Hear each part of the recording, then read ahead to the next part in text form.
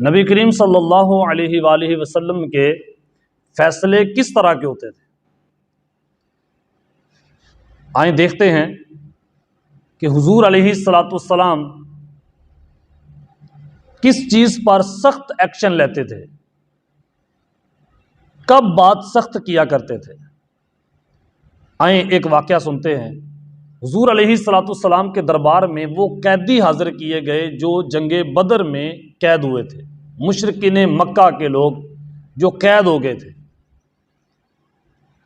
وہ ان کے گھر والے فدیہ دے رہے تھے اور اپنے گھر والوں کو جو پکڑے گئے تھے قیدیوں کو چھڑوا رہے تھے۔ نبی کریم صلی اللہ علیہ وآلہ وسلم کے پاس ایک ایسا قیدی لایا گیا جس نے حضور علیہ الصلاۃ والسلام کے دربار میں سفارش کی کہ حضور میرا خاندان تو بڑا ہے لیکن ان سب گھر والوں کو پالنے کے لیے میں ایک ہی مرد ہوں۔ اب میرے گھر میں ایسا کچھ نہیں ہے کہ ہم آپ کے بارگاہ میں کچھ لا کر دیں۔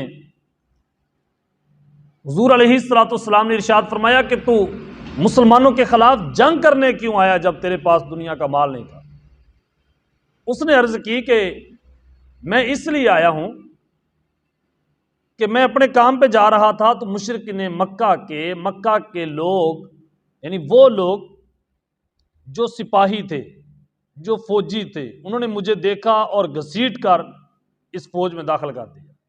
میری اس میں کوئی رضامندی نہیں ہے اور نہ میں آنا چاہتا تھا، میرے دوستوں نے پکڑ کے اس میں داخل کر دیا اس لشکر میں، اور میں آ گیا، اور جب آیا ہوں لڑا ہوں تو پکڑا گیا۔ حضور اس دفعہ مجھے معاف کیجئے، آج کے بعد میں کبھی بھی یہاں نہیں آؤں گا، ایک دفعہ مجھے معاف کر دے۔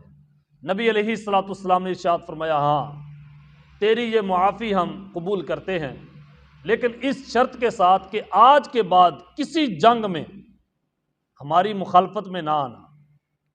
اس نے یہ شرط قبول کر لی تو نبی کریم صلی اللہ علیہ وآلہ وسلم نے اسے رہا کر دیا۔ جب وہ شخص چلا گیا اور غزوہ احد ہوئی تو پھر وہ دشمنان اسلام کی طرف سے حملہ آوروں میں آ گیا۔ صحابہ کرام رضوان اللہ علیہم اجمعین نے جب دیکھا کہ وہی شخص آیا ہے جس نے منت سماجت کی تھی اس لیے کہ مجھے رہا کر دیا جائے، پھر وہ آ گیا اور مسلمانوں کی طرف دیکھ کے مسکرا رہا ہے۔ صحابہ نے چپکے سے اس شخص کو پکڑ لیا۔ غزوہ احد میں کوئی قیدی نہیں بنا سوائے اس شخص کے، اس کا نام تھا عمرو بن عبداللہ الشامی۔ جب صحابہ پکڑ کر لائے اور نبی کریم صلی اللہ علیہ وسلم کے بارگاہ میں حاضر کیا تو حضور علیہ الصلاۃ والسلام نے اس شخص سے پوچھا اب بتا۔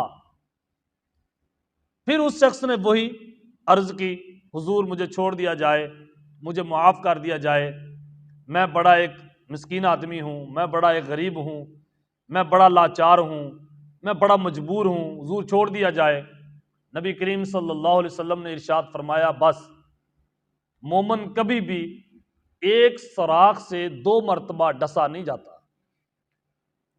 یعنی وہ ایک سوراخ سے اگر اس کو ڈنگ لگا ہے تو دوبارہ اس سوراخ پہ کوئی بے وقوف ہی پاؤں رکھے گا۔ مومن کیوں پاؤں رکھے؟ کیونکہ مومن تو سمجھدار ہوتا ہے، مومن تو عقل مند ہوتا ہے۔ پھر حضور علیہ الصلاۃ والسلام نے ارشاد فرمایا اب تجھے ہم قتل کریں گے، تو جا کر مکے میں لوگوں کو بتاتا پھرے کہ میں نے 2 مرتبہ مسلمانوں کے لیڈر کو دھوکہ دیا ہے، مسلمانوں کے نبی کو 2 مرتبہ دھوکہ دے دیا ہے۔ اب یہ تو نہیں جا کے کہے گا، تیرے دھوکے میں ہم آنے والے نہیں ہیں۔ پھر نبی کریم صلی اللہ علیہ وسلم نے حکم دیا، اس کو قتل کر دیا گیا۔ یعنی حضور علیہ الصلاۃ والسلام دھوکہ دینے والے کے خلاف سخت ایکشن لیتے تھے، سخت فتویٰ جاری کرتے تھے۔ آپ مجھے بتائیں کیا حضور علیہ الصلاۃ والسلام کو لوگوں کے ساتھ محبت میں فرق ہے؟ نبی کریم صلی اللہ علیہ وسلم کے پاس ابو بکر صدیق رضی اللہ تعالیٰ عنہ کو لایا جائے اور اگر وہ اسلام قبول کریں تو حضور پسند کریں، اگر کوئی اور شخص لایا جائے وہ اسلام قبول کرے تو حضور اسے پسند نہ کریں، ایسا ہو سکتا ہے؟ اگر کوئی اپنا شخص لایا جائے پاس کہ حضور اس نے چوری کی ہے، نبی علیہ السلام مجھ سے معاف کر دیں کہ یہ اپنا ہے، اور اگر کوئی بیگانہ لایا جائے اور کہا جائے اس نے چوری کی ہے تو نبی علیہ السلام اس کا ہاتھ کاٹ دیں، کیا ایسا ممکن ہے؟ نہ۔ حضور علیہ السلام نے ارشاد فرمایا وَأُمِرْتُ لِيَعْدِلَ بَيْنَكُمْ، اللہ نے مجھے حکم دیا ہے کہ میں تمہارے درمیان عدل کروں، انصاف کروں۔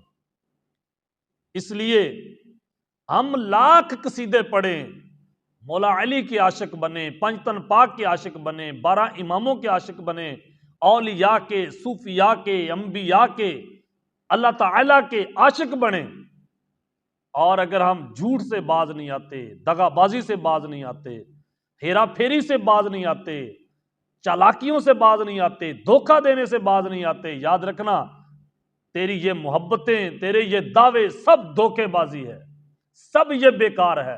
ایسے دھوکے تو یہود النصارہ دیا کرتے تھے انبیاء کو، جیسے نبی کریم صلی اللہ علیہ وسلم کو دھوکہ دینے کی کوشش کرتے تھے کہ ہم ابراہیمی ہیں۔ اللہ نے فرمایا نا، ان اول الناس بابراہیم الذی، ان اول الناس الذین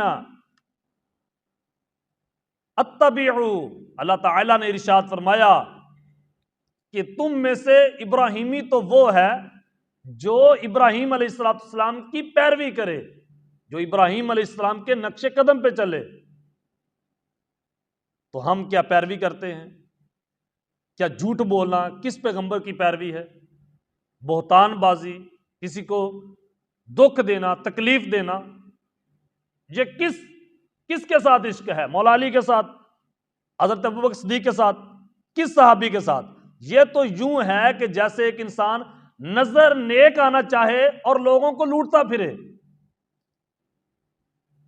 رہ زن خضر راہ کی قبا چھین کر رہنما بن گئے دیکھتے دیکھتے۔ ایسے کام نہیں چلے گا۔ نبی علیہ السلام نے ارشاد فرمایا جو ایک مرتبہ شخص دھوکہ دے اس کی گواہی بھی اللہ قبول نہیں کرتا۔